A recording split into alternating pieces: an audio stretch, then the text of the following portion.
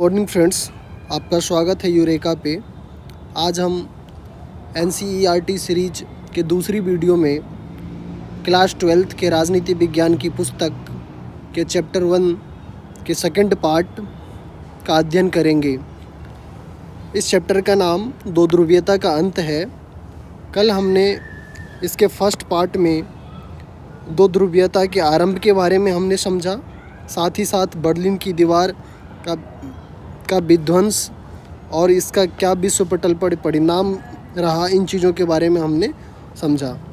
आज हम इसी चैप्टर को आगे देखेंगे और इस क्रम की ये दूसरी वीडियो है।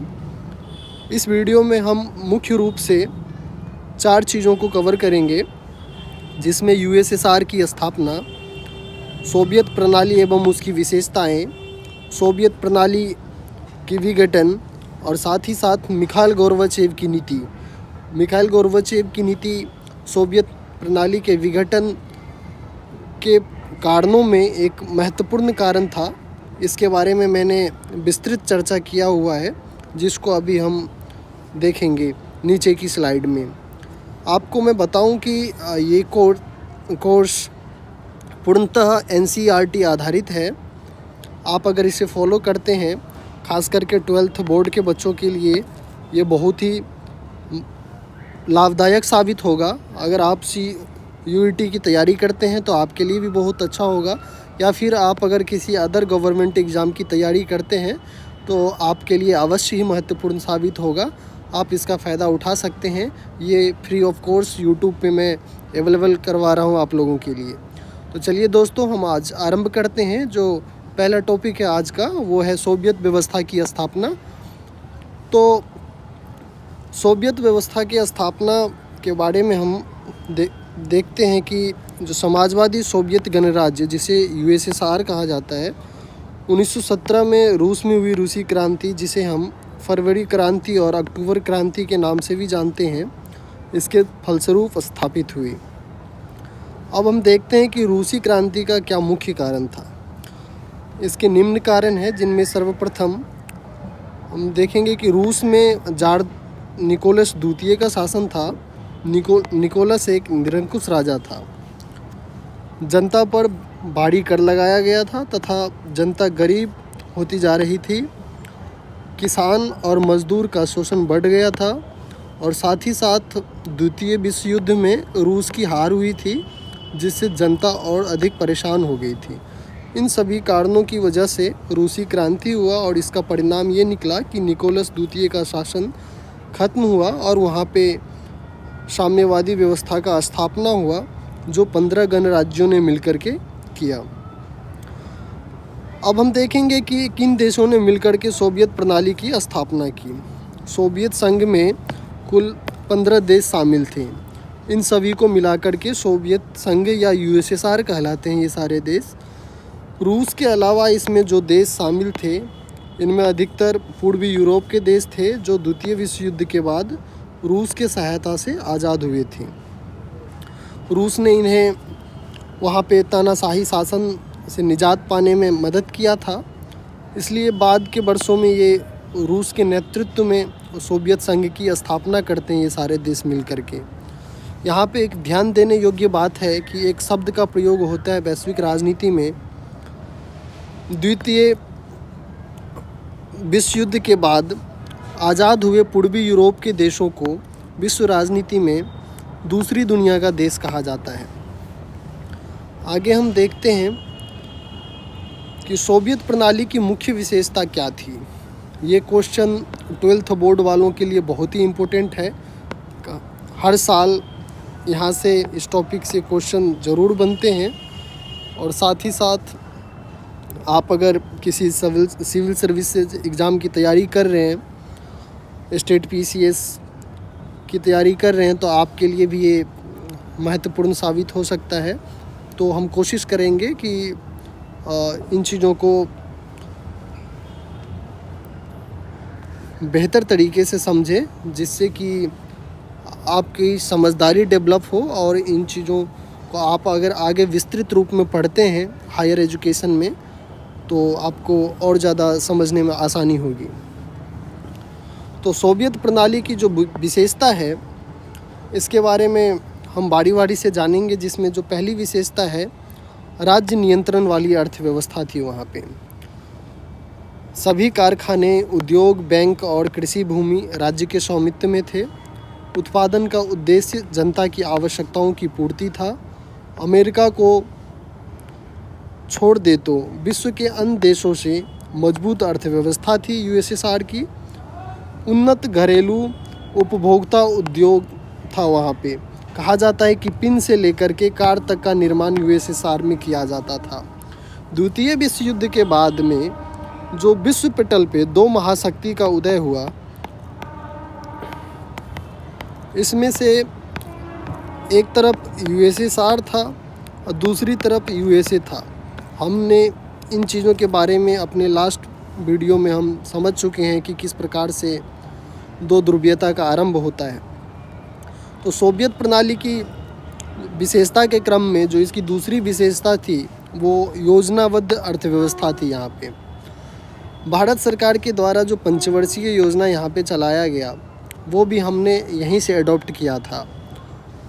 और यहाँ पे जो योजनाबद्ध अर्थव्यवस्था था ये विश्व में प्रथम ऐसा योजनाबद्ध तरीके से अर्थव्यवस्था को चलाया गया और ये मॉडल सर्वप्रथम यूएसएसआर में ही अपनाया गया। इसकी जो मुख्य विशेषता थी, हर क्षेत्र में उत्पादन और विकास का लक्ष्य तय किया गया था। किसी भी चीज़ों को एक टारगेट के रूप में, जैसे कि पंचवर्षीय योजना अगर भारत में चला था तो इसका 5 साल का पूरा प्लान होता था। ठीक इसी प्रकार से यूएसएसआर में भी योजनाबद्ध जो अर्थव्यवस्था थी उसको योजना स्वरूप विकसित किया गया था और योजना बना करके अर्थव्यवस्था को डेवलप करने का कार्य किया जाता था। जब हम सोवियत प्रणाली की तीसरी विशेषता के बारे में बात करेंगे, यूएसएसआर की यातायात सुविधा अच्छी थी और यूएसएसआर एक समय अंतरिक्ष विज्ञान में अमेरिका से आगे था। आपको जानकारी होना चाहिए कि जब शीत युद्ध का समय था तो सोवियत संघ और यूएसए में अंतरिक्ष को लेकर के भी होड़ था और एक ऐसा समय था जब यूएसएसआर की अंतरिक्ष तकनीक इतनी उन्नत थी कि ये अमेरिका से वाकई आगे था। सोवियत प्रणाली की जो चौथी विशेषता है वो विशाल ऊर्जा संसाधन। यूएसएसआर के पास बहुत बड़ी भूमि थी, तो वहाँ पे खनिज तेल, लोहा और इस्पात मशीनरी उत्पाद प्रचुर मात्रा में था, जो कि यूएसएसआर की अर्थव्यवस्था को विकसित बनाने में बहुत ही महत्वपूर्ण साबित हुआ। सोवियत प्रणाली की पांचवी विशेषता ये थी कि सामाजिक समानता पर जोर था। वहाँ की जो सरकार थी वो वर्ग भेद समाप्त करने की कोशिश की गई। वहाँ पे शिक्षा, स्वास्थ्य और रोजगार की समान सुविधाएं सभी को देने का प्रयास किया गया। सोवियत सरकार अपने सभी नागरिकों के लिए एक न्यूनतम जीवन स्तर सुनिश्चित कर दिया था। सरकार के द्वारा बुनियादी ज़रूरतों की चीज़ों के अलावा बच्चों की देखभाल तथा लोक कल्याण की चीज़ों को रियायती दर पर मुहैया कराया जाता था जनता को। इस प्रकार से हमने देखा कि ये निम्नलिखित सोवियत प्रणाली की 5 जो है महत्वपूर्ण विशेषता थी, जिस पे कि सोवियत व्यवस्था टिका हुआ था। और सोवियत व्यवस्था जब तक सोवियत संघ बनी हुई थी तब तक वहाँ पे यही व्यवस्था जो है चल रहा था और वहाँ के लोग इसी तरीके से शासित हो रहे थे। सोवियत व्यवस्था के विघटन के कारण के बारे में जब हम बात करते हैं तो 5-6 जो प्रमुख कारण हैं उन चीज़ों की व्याख्या हम अभी यहाँ पे करेंगे, जिसमें सर्वप्रथम जो है वो आर्थिक कारण है। जिस अर्थव्यवस्था के बारे में हमने अभी देखा कि ये इतना उन्नत अर्थव्यवस्था था, बाद के वर्षों में शीत युद्ध के समय में कुछ ऐसे कारण रहे जिन वजहों से आर्थिक स्थिति बहुत ही कमज़ोर हुई, जो सोवियत व्यवस्था के विघटन के मुख्य कारण में से एक था। जो दूसरी जो कारण है वो है राजनीतिक कारण। तीसरे नंबर पे सामाजिक असंतोष, उसके बाद में गोर्बाचेव की नीतियाँ, गणराज्यों की स्वतंत्रता की मांग, जिन गणराज्यों से 15 गणराज्यों से मिलकर के सोवियत संघ का निर्माण हुआ था। बाद के वर्षों में जब यहाँ की आर्थिक स्थिति खराब हो गई, लोगों की दयनीय स्थिति हो गई, तो इन गणराज्यों ने बारी बारी से, जो खास करके जो पूर्वी यूरोप के देश थे, उन्होंने स्वतंत्रता की मांग आरंभ कर दी। जनता एवं सेना का विद्रोह भी आरंभ हो गया इन्हीं सब असंतोष के कारण। तो आइए अब हम बारी बारी से चर्चा करते हैं सोवियत व्यवस्था के विघटन के बारे में। दोस्तों, ये भी क्वेश्चन ज़्यादातर लॉन्ग टाइप क्वेश्चन बनाए जाते हैं, ऊपर का जो टॉपिक था उससे भी और इससे भी, तो इसे भी हम अच्छे से समझने की कोशिश करेंगे। तो सोवियत व्यवस्था के विघटन के कारणों की जब हम चर्चा करते हैं तो सर्वप्रथम हम आर्थिक कारण के बारे में बात करेंगे। सोवियत अर्थव्यवस्था बहुत केंद्रित और योजनाबद्ध थी। भारी उद्योग पर ध्यान केंद्रित करने से खाद्य पदार्थ और उपभोक्ता वस्तुओं की कमी हो गई। जो दैनिक जीवन से जुड़ी हुई जो चीज़ें थी, खाद्यान्न की कमी, इन स्वास्थ्य व्यवस्था का खराब होना, जो आर्थिक स्थिति कमज़ोर होने का जो परिणाम होता है, ये सारी चीज़ें जो है वहाँ पे दिन प्रतिदिन जो है बढ़ती जा रही थी। तकनीकी पिछड़ापन और उत्पादन क्षमता में कमी से जनता असंतुष्ट थे। हथियार की दौड़ के कारण और अंतरिक्ष तकनीक पर अत्यधिक खर्च से अर्थव्यवस्था कमज़ोर हो गया था, जिस कारण से वहाँ दिन प्रतिदिन गरीबी बढ़ती चली जा रही थी। दूसरा जो कारण है वो राजनीतिक कारण है। जो सोवियत प्रणाली में एक ही दल कम्युनिस्ट पार्टी था। लोगों को राजनीतिक स्वतंत्रता, अभिव्यक्ति की स्वतंत्रता और चुनाव का अधिकार नहीं था। उपरोक्त राजनीतिक कारणों से भ्रष्टाचार बढ़ा, इससे जनता में असंतोष बढ़ता चला गया, और यही कारण रहा कि बाद के वर्षों में जा कर के वहाँ पे जन आंदोलन हुआ गणराज्यों के मध्य अपने आप को स्वतंत्र कराने के लिए। अब हम इसके तीसरे कारण की बात करते हैं, समाज में असंतोष। युवा वर्ग पश्चिम देशों की खुली और स्वतंत्र जीवन शैली से प्रभावित होने लगे थे। जनता को महसूस हुआ कि सोवियत व्यवस्था पुरानी और दमनकारी हो चुकी है। लोगों को लगने लगा सरकार उनके जीवन से जुड़ी हुई समस्या को नहीं सुलझा रही है, क्योंकि वहाँ पे जो एक ही पार्टी थी, कम्युनिस्ट पार्टी, उनके जो अधिकतर लीडर थे वो बहुत ही भ्रष्ट हो चुके थे। तो देश के विकास पे कम ध्यान दे करके उन सब का ध्यान अधिकतर खुद के विकास पे लगा हुआ था, और साथ ही साथ वहाँ पे डेमोक्रेसी नाम की चीज़ नहीं थी। तो लोगों के पास में राजनीतिक अधिकार नहीं था, अभिव्यक्ति की स्वतंत्रता नहीं थी, तो लोग आवाज़ नहीं उठा पाते थे। बाद के वर्षों में मिखाइल गोर्बाचेव की एंट्री होती है वहाँ की राजनीति में। मिखाइल गोर्बाचेव 1980 के दशक के मध्य में सोवियत संघ की कम्युनिस्ट पार्टी के महासचिव बने।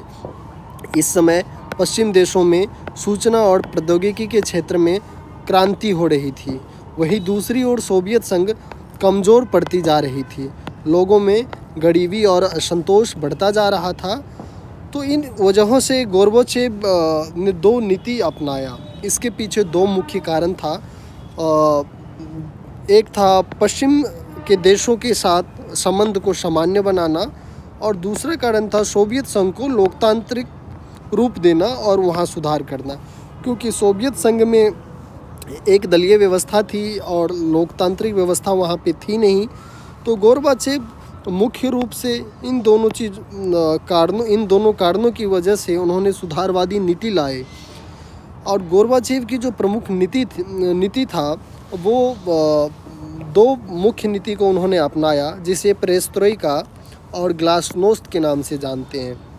पेरेस्ट्रोइका के तहत आर्थिक सुधार किया गया और ग्लासनोस्त के तहत जो है सामाजिक सुधार किया गया।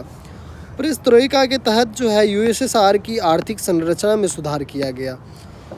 जो योजनाबद्ध यहाँ पे अर्थव्यवस्था थी, उन चीज़ों में सुधार करके आर्थिक रूप से जो पूंजीवादी अर्थव्यवस्था की जो खासियत होती है, उन चीज़ों के ऊपर में ढालने की कोशिश की गई पेरेस्ट्रोइका की नीति के तहत।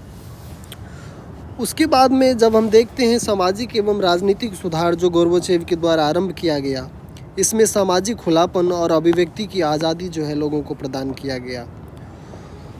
निम्न दो कारण से गोर्बाचेव की नीति के फलस्वरूप सोवियत व्यवस्था के विघटन के परिणाम में बदल गया। ये जो दोनों कारण है सोवियत व्यवस्था के विघटन के कारणों में सर्वाधिक महत्वपूर्ण भूमिका निभाता है ये, क्योंकि लोगों को अभिव्यक्ति की आज़ादी मिल गई थी। लोग आज़ाद थे अपने मत को व्यक्त करने के लिए। सामाजिक खुलापन आ गया था। लोग पश्चिमी दुनिया को देख रहे थे। जो यूएसए का गुट था वो एक तरफ तरक्की के रास्ते पे था, दूसरी तरफ जो साम्यवादी गुट था वहाँ पे दिन प्रतिदिन गरीबी आती चली जा रही थी। तो इन अभिव्यक्ति की वजह से वहाँ पे जो 15 गणराज्य थे, धीरे धीरे वहाँ पे गुटबंदी स्टार्ट हुआ और वहाँ पे लोकल लोगों ने आवाज़ उठाना आरंभ किया और साथ ही साथ बाद में जाकर के वो अपने आप को स्वतंत्र घोषित कर लेते हैं।